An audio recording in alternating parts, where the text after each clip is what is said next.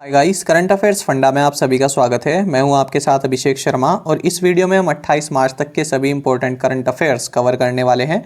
Friends, video को अंत तक जरूर देखिएगा। आज का सेशन काफ़ी इंपॉर्टेंट है और आप सभी को बताना चाहूँगा कि आप हमारी 1 ईयर की मेंबरशिप अवेल कर सकते हैं। इसके अंतर्गत आपको चैनल पर अपलोड होने वाली current affairs video PDF format में मिल जाएगी। इसके लिए आप 249 रुपीज़ पे कर सकते हैं और ये मेंबरशिप आपकी 1 साल के लिए वैलिड रहेगी। जो भी एक्सप्लेनेशन हम आपको वीडियो में प्रोवाइड कराते हैं वही PDF में भी दिया जाएगा। कोई भी आपकी क्वेरी हो तो आप हमें कमेंट बॉक्स में ज़रूर लिखिएगा। तो चलिए फिर करते हैं शुरुआत इस वीडियो सेशन की। उस 59 मीटर चौड़े और 400 मीटर लंबे कंटेनर जहाज का नाम बताइए जो स्वेज नहर में तिरछा होकर फंसा है। ऑप्शंस आपके सामने हैं और करेक्ट आंसर होगा option C, MV ever given. तो इस जहाज का नाम है MV एवर गिवन। यहाँ पर आप देख रहे हैं जहाज पर लिखा है एवरग्रीन। तो ये जहाज का नाम नहीं है, ये उस कंपनी का नाम है जिसका ये जहाज है। ये ताइवान की कंपनी है एवरग्रीन, उसका ये जहाज है और जहाज का नाम है MV एवर गिवन। काफ़ी इंपॉर्टेंट क्वेश्चन है। तो देखिए फ्रेंड्स, तेज हवाओं के कारण ये जहाज जो है तिरछा होकर फंसा हुआ है। और साथ ही आपको ये भी बता दें, सुएज कैनाल के बारे में आपको जानना चाहिए क्योंकि आपके एग्जाम पॉइंट ऑफ व्यू से यहाँ से क्वेश्चन बन जाते हैं। तो देखिए, ये इजिप्ट में लोकेटेड है और ये मेडिटेरियन सी को रेड सी के थ्रू इंडियन ओशन से कनेक्ट करती है और पोर्ट सैड से शुरू होती है ये मेडिटेरियन सी में जो है। साथ ही आपको भी जानना चाहिए, इसकी लेंथ है 193.3 किलोमीटर और इसको बनाया था फर्डिनेंड डी लेसेप्स ने, जो कि फ्रेंच डिप्लोमेट रहे हैं। साथ ही इसका कंस्ट्रक्शन ये 25 सितंबर 1859 को स्टार्ट हुआ और ये कंप्लीट हुई 17 नवंबर 1869 को। और आपको बता दें कि अटलांटिक ओशन से लेकर इंडियन और वेस्टर्न पैसिफिक ओशन के बीच में ये शॉर्टेस्ट रूट है। ये आप देख सकते हैं, पहले मुंबई से, यह है लंदन। मुंबई से लंदन जाने के लिए आपको यहाँ से जाना पड़ता था, अफ्रीकन कॉन्टिनेंट से बिल्कुल लगते लगते जाना पड़ता था, तो ये काफ़ी लंबी डिस्टेंस बन जाती थी। लेकिन अब स्वेज कैनाल बनने के कारण अब यहाँ से सीधा जाया जा सकता है। ठीक है, तो ये है आपका रेड सी, ये है आपकी स्वेज कैनाल और ये है मेडिटेरियन सी से होते हुए आप लंदन जा सकते हैं। तो फ्रेंड्स, अब ये जो जहाज़ यहाँ पर फंस गया है, इसके वजह से जो तेल है, कच्चा तेल है और बाकी जो भी कमर्शियल गुड्स हैं, उनका जो है आना जाना अब रुक गया है। तो इस वजह से आप देख भी सकते हैं कि तेलों के दामों में जो है उछाल भी आया है। तो काफ़ी इंपॉर्टेंट क्वेश्चन है ये। और इसके नीचे देखिए, यहाँ पर गाद भी जम गई है, तो इसको निकालना काफ़ी टफ पड़ रहा है। आगे बढ़ते हैं। किस बैंक को Asia money best bank awards 2021 में SME के लिए भारत का सर्वश्रेष्ठ बैंक घोषित किया गया है? ऑप्शंस आपके सामने हैं और करेक्ट आंसर होगा option D, HDFC bank. SME का मतलब होता है स्मॉल एंड मीडियम एंटरप्राइजेस। तो फ्रेंड्स, HDFC बैंक को जो है इंडिया का बेस्ट बैंक फॉर SME ये चुना गया है किसके द्वारा? Hong Kong based Asia money magazine के द्वारा। HDFC बैंक के बारे में आपको जानना चाहिए कि इसके CEO हैं शशिधर जगदीशन, हेडक्वार्टर्स है मुंबई में और स्लोगन है वी अंडरस्टैंड योर वर्ड। साथ ही फ्रेंड्स, आपको ये भी जानना चाहिए कि गवर्नमेंट ऑफ इंडिया ने जो MSME है इसकी डेफिनेशन हाल ही में चेंज की है। तो देखिए, जो माइक्रो के लिए डेफिनेशन क्या है? Investment in plant and machinery for equipment is up to ₹1 crore. ठीक है, तो माइक्रो में कौन कौन आएंगे? जिनका कि मशीनरी में जो इन्वेस्टमेंट है वो 1 करोड़ तक का है और उनका टर्नओवर जो है 5 करोड़ तक का है। इसी तरह स्मॉल में कौन कौन से आएंगे? जिनका जो है इन्वेस्टमेंट प्लांट एंड मशीनरी में 10 करोड़ रुपए तक का है और टर्नओवर 50 करोड़ तक का है। साथ ही मीडियम में कौन आएंगे? जिनका इन्वेस्टमेंट प्लांट और मशीनरी में 50 करोड़ रुपए तक का है और टर्नओवर जो है ये 250 करोड़ रुपए तक का है। तो फ्रेंड्स, ये काफ़ी इंपॉर्टेंट होती है डेफिनेशन और आपके एग्जाम में पूछ ली जाती है। अब बात करते हैं HDFC बैंक से जुड़े हुए हाल ही के करंट अफेयर्स की। तो देखिए, HDFC बैंक का एक कैंपेन है मुंह बंद रखो, साइबर फ्रॉड से बचने के लिए इसको लॉन्च किया था इन्होंने। साथ ही HDFC बैंक ने स्मार्ट हब मर्चेंट सॉल्यूशन 3.0 इसको लॉन्च किया। साथ ही HDFC बैंक ने रमेश लक्ष्मी नारायण को अपना चीफ इंफॉर्मेशन ऑफिसर नियुक्त किया है। साथ ही फ्रेंड्स, श्री माता वैष्णो देवी टेम्पल के लिए माई प्रेयर ऐप लॉन्च की गई है which is powered by HDFC bank. साथ ही HDFC बैंक ने अपोलो हॉस्पिटल के साथ जो है पार्टनरशिप की है, किसके लिए? क्वालिटी हेल्थ केयर के लिए। साथ ही फ्रेंड्स, आपको ये भी जानना चाहिए कि एचडीएफसी बैंक का एक परिवर्तन नाम का एक आप कैंपेन या फिर इनिशिएटिव समझ सकते हैं। तो ये जो है कॉरपोरेट सोशल रिस्पॉन्सिबिलिटीज़ यानी सीएसआर से रिलेटेड ये इनका एक कैंपेन है या फिर इनिशिएटिव है, ठीक है। तो इसके तहत इन्होंने पुणे में युवाओं के लिए फ्यूचर स्किल्स इनिशिएटिव इसको लॉन्च किया है। ये काफ़ी इंपॉर्टेंट है फ्रेंड्स, परिवर्तन याद रखना एचडीएफसी बैंक से रिलेटेड है। साथ ही एचडीएफसी बैंक ने स्मार्टअप उन्नति इसको लॉन्च किया है और एचडीएफसी बैंक ने रेड एफएम के साथ मिलकर टैलेंट अनलॉक्ड इसको लॉन्च किया है और एचडीएफसी बैंक ने जो है अपने स्मार्टअप ग्रांट्स इस प्रोग्राम के तहत स्टार्टअप्स को इनवाइट किया है अप्लाई करने के लिए। साथ ही फ्रेंड्स एचडीएफसी बैंक की जो आसाम के नगांव में जो ब्रांच है इसको नाबार्ड अवार्ड मिला है for best performance in micro finance. साथ ही एचडीएफसी बैंक ने सीएससी के साथ, सीएससी यानी कॉमन सर्विस सेंटर के साथ भी पार्टनरशिप की है और इसके साथ पार्टनरशिप करके इन्होंने ईएमआई कलेक्शन सर्विस लॉन्च की है बिजनेस कॉरेस्पोंडेंट्स के लिए। तो ये सभी आपके रिवाइज करने के लिए यहाँ पर बताए गए हैं और हमने अपने प्रीवियस सेशंस में इन सभी करंट अफेयर्स को कवर किया हुआ है। आगे बढ़ते हैं। किस राज्य ने ई ऑफिस, ई हेली सेवा और ई आगमन सेवाओं की शुरुआत की है? ऑप्शंस आपके सामने हैं और करेक्ट आंसर होगा ऑप्शन डी, हिमाचल प्रदेश। और हिमाचल प्रदेश के सीएम है श्री जयराम ठाकुर जी। तो देखिए, ई ऑफिस, ई हेली सर्विस, ई आगमन, ई लाहौल, इन सभी एप्लीकेशन को लॉन्च किया गया है लाहौल स्पीति डिस्ट्रिक्ट के लिए, ठीक है। और यहाँ के गवर्नर हैं बंडारू दत्तात्रेय, कैपिटल है शिमला। साथ ही आपको ये भी जानना चाहिए Shri Renuka ji lake, Parashar lake, Mani Mahesh lake, great Himalayan national park, Pin valley national park, Jwalaji temple, ये सभी हिमाचल प्रदेश में है। साथ ही भाखड़ा डैम और भाखड़ा डैम से बना Gobind Sagar reservoir, Nathpa Jhakri dam, Pong dam जिसके रिजर्वायर का नाम है महाराणा प्रताप सागर, ये सभी हिमाचल प्रदेश में है। साथ ही फ्रेंड्स आपको ये भी जानना चाहिए कि 8 जुलाई 2008 को यूनेस्को ने कालका शिमला रेलवे को जो भारत की माउंटेन रेलवेज हेरिटेज साइट है उसमें ऐड किया था। फ्रेंड्स हमारी कोशिश यही रहती है कि जब भी कोई स्टेट आ रहा है तो उससे जुड़े हुए जो एक्स्ट्रा फैक्ट्स हैं, स्टैटिक जीके है, वो भी आपको बता दिया जाए, ठीक है। आप देख भी सकते हैं जो एस्पिरेंट्स हमारे काफ़ी टाइम से हमारे साथ जुड़े हुए हैं उनके कई बार मैसेज भी आए हैं कि उनकी स्टैटिक जीके काफ़ी इंप्रूव हुई है, ठीक है। तो फ्रेंड्स जब दोनों चीज़ें आपको एक साथ मिल रही हैं तो क्या बुरा है ना। तो इसलिए आप जुड़े रहिए, हमारी डेली करंट अफेयर्स देखते रहिए, सभी कुछ कवर किया जाएगा। हो सकता है कि 1 या 2 दिन लेट हम किसी करंट अफेयर को लाएं, पर कवर सब कुछ किया जाएगा और काफ़ी अच्छे से किया जाएगा। उसके साथ आपको ऐसे फैक्ट्स भी बताए जाएंगे जो आपके एग्जाम पॉइंट ऑफ व्यू के लिए काफ़ी इंपॉर्टेंट है। आगे बढ़ते हैं। विश्व की पहली समुद्री जहाज सुरंग किस देश में बनेगी? World's first ship tunnel is to be build in which country? Options आपके सामने हैं और करेक्ट आंसर होगा ऑप्शन ए, नॉर्वे। तो फ्रेंड्स नॉर्वे के स्टाडहवेट सी, तो यहाँ पर ये माउंटेन है, तो इसको जो है इसको बिल्कुल बीच से जो है यहाँ से सुरंग बनाई जाएगी, ठीक है, ताकि एक जगह से दूसरी जगह जा सके और जो डिस्टेंस है वो थोड़ा बहुत कम हो सके काफ़ी अंतर तो नहीं पड़ेगा डिस्टेंस में, ऐसा बताया जा रहा है। नॉर्वे की कैपिटल है ओस्लो और करेंसी है नॉर्वेजियन क्रोन। साथ ही फ्रेंड्स अगर हम नॉर्वे से जुड़े करंट अफेयर्स की बात करें तो देखिए, यूएनडीपी का ह्यूमन डेवलपमेंट इंडेक्स जो है इसको नॉर्वे ने टॉप किया था और भारत की इसमें रैंक थी 131। साथ ही फ्रेंड्स नॉर्वे ने EIU's का जो डेमोक्रेसी इंडेक्स है, EIU का मतलब है इकोनॉमिस्ट इंटेलिजेंस यूनिट, तो इस इंडेक्स में भी नॉर्वे ने टॉप किया था और इसमें भारत की रैंक रही 53। साथ ही फ्रेंड्स टर्की द्वारा बनाई गई वर्ल्ड की लार्जेस्ट इलेक्ट्रिक फेरी ये भी नॉर्वे में लॉन्च की गई है और इसका नाम है बेस्टो इलेक्ट्रिक NB42। साथ ही फ्रेंड्स नॉर्वे जो है ये वर्ल्ड का largest floating offshore wind farm भी बना रहा है।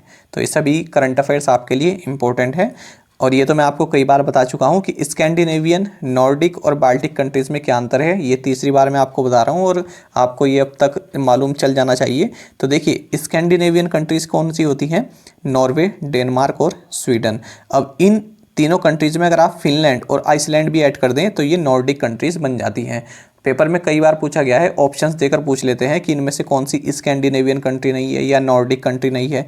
साथ ही ये भी जानिए ये सभी बाल्टिक कंट्रीज़ हैं, एस्टोनिया, लातविया और लिथुआनिया। इसमें भी इसी तरह से क्वेश्चन बनता है, एक और कंट्री आपको ऐड करके ऑप्शन में दे देंगे और पूछ लेंगे कि इनमें से कौन सी एक बाल्टिक कंट्री नहीं है। आगे बढ़ते हैं। संघ लोक सेवा आयोग ने किस देश से अपने समकक्ष के साथ एक समझौता ज्ञापन पर हस्ताक्षर किए हैं? ऑप्शंस आपके सामने हैं और करेक्ट आंसर होगा option C, Afghanistan. Union public service commission signed an MOU with its counterpart from which country? ठीक है, तो आंसर होगा अफगानिस्तान। फ्रेंड्स यहाँ पर काउंटर पार्ट लिखा है ना, तो देखिए काफ़ी सुंदर वर्ड है, इसका आप यूज़ इंग्लिश में किस तरह से करते हैं।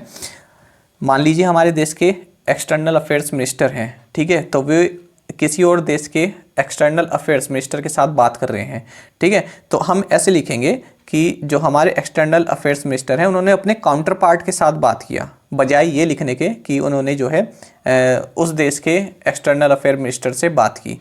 ठीक है, तो इस तरह से इंग्लिश को जो है, इंग्लिश के वर्ड काफ़ी खूबसूरत तरीके से यूज़ किए जाते हैं। काउंटर पार्ट मतलब जो आप हो वही दूसरा पक्ष में जो उसका भी वही पद है, तो उसके लिए यूज़ किया जाता है। तो यहाँ पर यूनियन पब्लिक सर्विस कमीशन बोला गया है, तो इसने किस कंट्री के अपने काउंटर पार्ट के साथ बात की है, यानी किस कंट्री के पब्लिक सर्विस कमीशन के साथ इन्होंने MOU साइन किया है, ये यहाँ पर कहा जा रहा है। ठीक है, ये मैं आपको इसलिए बता रहा हूँ क्योंकि आपके बैंक के एग्जाम में इंग्लिश के क्वेश्चन जो आते हैं इसी तरह से, इस तरह के शब्द आपको जानने चाहिए। ठीक है, वहाँ पर ये यूज़ होते हैं। तो देखिए फिर जो यूनियन कैबिनेट ने जो है UPSC और independent administrative reforms and civil services commission Afghanistan के बीच में MOU को जो है मंजूरी दे दी है। तो UPSC जो है यहाँ पर इनका जो स्ट्रक्चर है उसको सुदृढ़ बनाने का काम करेगा। साथ ही आपको ये भी जानना चाहिए अफगानिस्तान के प्रेसिडेंट है अशरफ घानी, कैपिटल है काबुल, करेंसी है अफगानी। अफगानिस्तान के अगर बारे में हम बात करें तो शोर्टुगाई, ठीक है, शोर्तुगाई, ये यहाँ पर इंडस वैली साइट है, आपने लूसेंट में भी कई बार इसको पढ़ा होगा। लोया जिरगा फ्रेंड्स एक काफ़ी चर्चा में रहता है और हाल ही में पिछले 6 महीनों में भी ये 1-2 बार चर्चा में रहा है। देखिए लोया जिरगा क्या है, एक तरह की यहाँ पर जो है एक समूह बन जाता है जब भी कोई नेशनल राष्ट्रीय लेवल का कोई संकट हो या फिर कोई ऐसी स्थिति हो जहाँ से निकलना बहुत ज़रूरी हो, जैसे कि तालिबान का यहाँ पर अटैक होता रहता है। ठीक है, तो इस तरह के मामलों में लोया जिरगा इसको बुलाया जाता है। तो इसमें क्या होते हैं, कई सारे लोग जुड़े होते हैं, कहाँ से, अलग अलग एथनिक, रिलीजियस और ट्राइबल कम्युनिटीज से। और फ्रेंड्स इनका फैसला इतना इंपॉर्टेंट होता है कि यहाँ की पार्लियामेंट भी उसको मना नहीं करती है अमूमन। साथ ही खाइबर पास ये अफगानिस्तान को पाकिस्तान से कनेक्ट करता है। और वकान कॉरिडोर ये फ्रेंड्स अफगानिस्तान में है। देखिए काफ़ी इंपॉर्टेंट है ये वकान कॉरिडोर कहाँ पर है, देखिए ये अफगानिस्तान है और ये है वकान कॉरिडोर। ठीक है, अब ये है ऊपर ताजिकिस्तान। अब मान लीजिए अगर ये वकान कॉरिडोर ना होता, ये है पाकिस्तान, तो ताजिकिस्तान जो है पाकिस्तान से भी मिल जाता और ताजिकिस्तान जो है लद्दाख से भी अपनी बाउंड्री शेयर करता। तो अब क्योंकि अफगानिस्तान का ये वकान कॉरिडोर बीच में आ गया है, तो ये जो है पाकिस्तान और भारत से ताजिकिस्तान को अलग करता है। आगे बढ़ते हैं। भारत और किस देश ने जल संसाधन क्षेत्र में एक समझौता ज्ञापन पर हस्ताक्षर किए हैं? ऑप्शंस आपके सामने हैं और करेक्ट आंसर होगा ऑप्शन ए, जापान। तो फ्रेंड्स इसमें तो सेल्फ एक्सप्लेनेटरी क्वेश्चन है ये, ठीक है, इसमें ज़्यादा बताने की जरूरत नहीं है। तो जापान के बारे में जान लेते हैं। जापान के एम्परर हैं नारुहितो, प्राइम मिनिस्टर है योशिहाइड सुगा, कैपिटल है टोक्यो, करेंसी है जापानीज येन। और फ्रेंड्स यहाँ पर जो ईरा चल रही है उसका नाम है रीवा। ये हाल ही में एक एग्जाम में पूछा गया था कि जापान की जो नई ईरा है उसका नाम क्या है, एरा। ठीक है, तो आंसर होगा रीवा।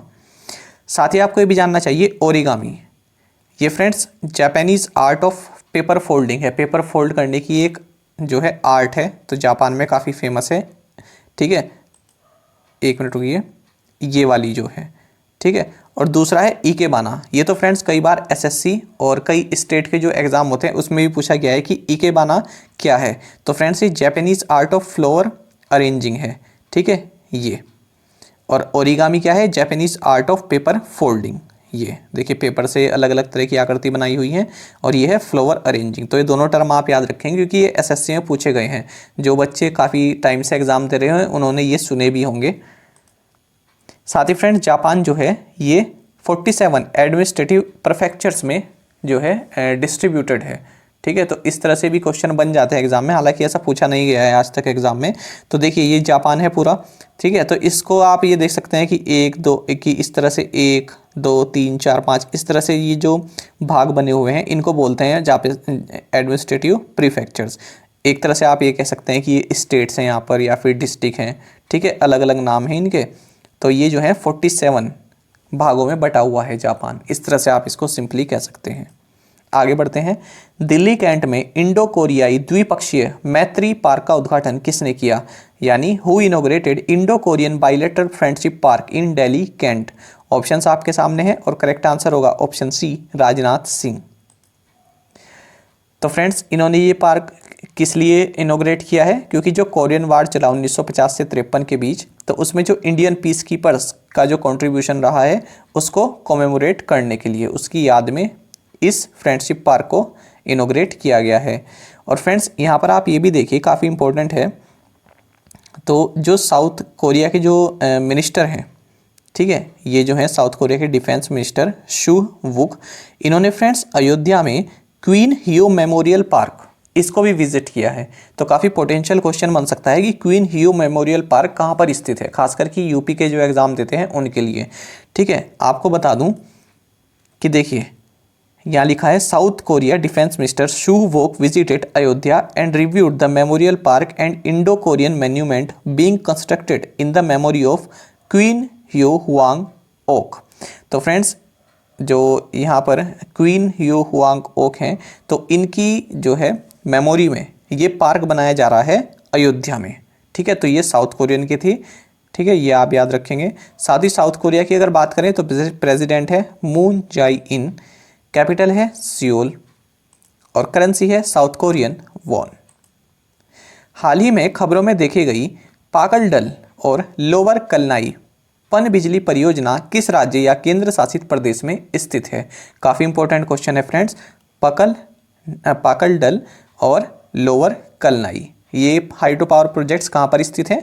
तो ये है जम्मू एंड कश्मीर में। तो ये देखिए आप news, Pakal Dul lower Kalnai projects in Jammu and Kashmir compliant with Indus water treaty, India tells Pakistan. ठीक है, तो देखिए क्या है न्यूज़ के बारे में जान लेते हैं। तो देखिए, एक परमानेंट इंडस कमीशन, इसकी मीटिंग हुई है भारत और पाकिस्तान के बीच।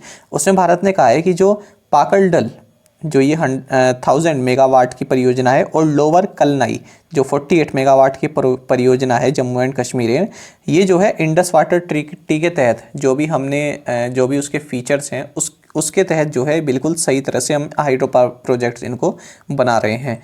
अच्छा, आपको ये जानना चाहिए कि जो ये पाकलडल हाइड्रो प्रोजेक्ट है ये मारूसदर रिवर इस पर लोकेटेड है, और ये जो रिवर है ये चिनाब रिवर की ट्रिब्यूटरी है।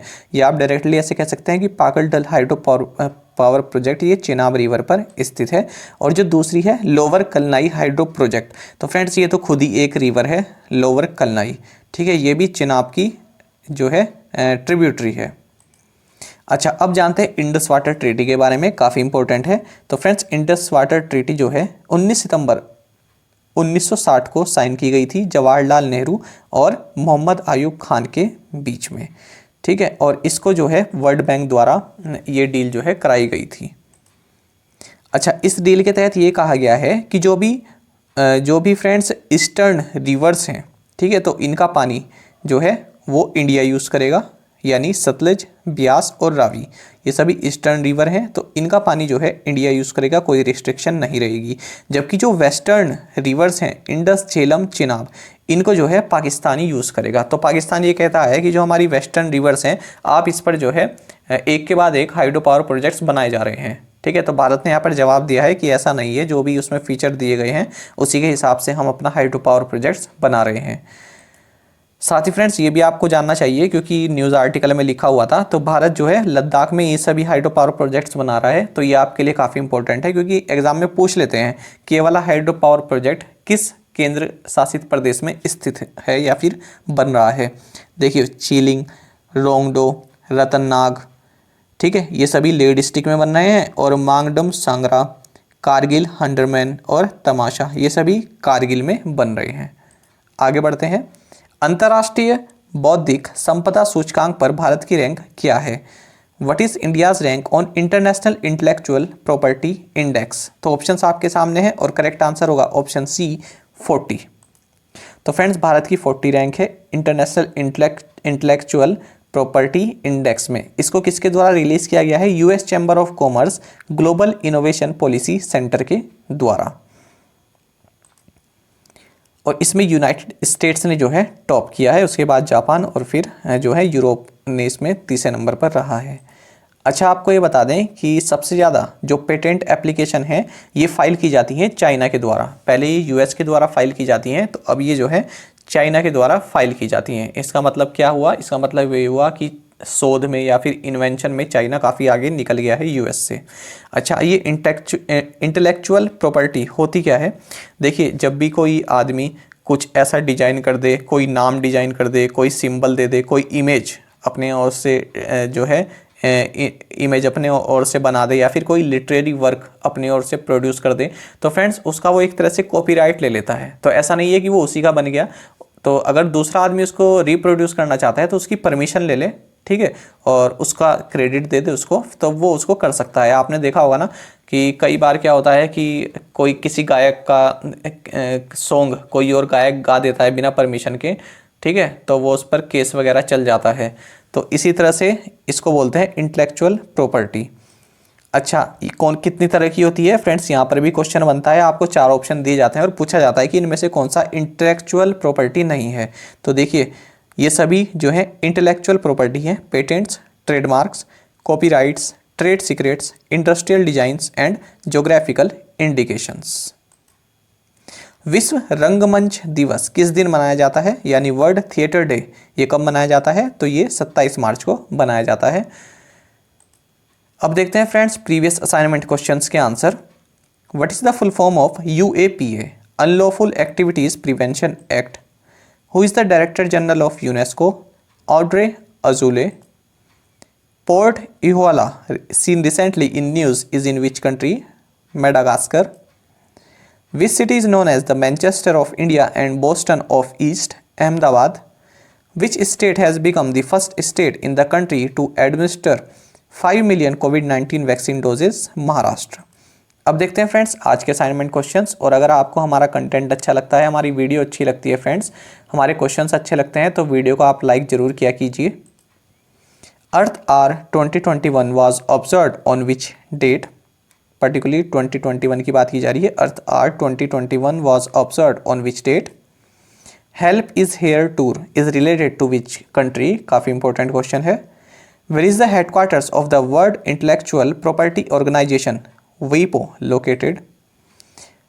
ए Mohammad Jan who died recently was the Rajya Sabha MP from which state? साथ ही फ्रेंड्स इनकी पार्टी का नाम भी आप बता दीजिएगा। Which film bagged the best feature film award in the 67th national film awards 2019? तो इन सभी क्वेश्चंस के आंसर आप हमें कमेंट बॉक्स में जरूर बताइएगा, और अगर आपको एक क्वेश्चन का आंसर आता है तो वो भी आप हमें कमेंट बॉक्स में जरूर से बताइएगा। और साथ में आप सभी करंट अफेयर्स फंडा को टेलीग्राम पर भी ज्वाइन कर सकते हैं। यहाँ पर रेगुलर वीडियो अपडेट्स और करंट क्विजेस हम आप सभी के लिए डालते हैं। साथ ही डिस्कशन ग्रुप में आप किसी भी क्वेश्चन का सॉल्यूशन पा सकते हैं। दोस्तों, यहाँ पर करंट अफेयर्स की प्लेलिस्ट दी गई है, इसको आप जरूर देखें और अपने दोस्तों के साथ व्हाट्सएप एंड टेलीग्राम पर शेयर करें, लाइक करें और कमेंट करके बताइएगा कि ये वीडियो आपको कैसी लगी। Thank you guys.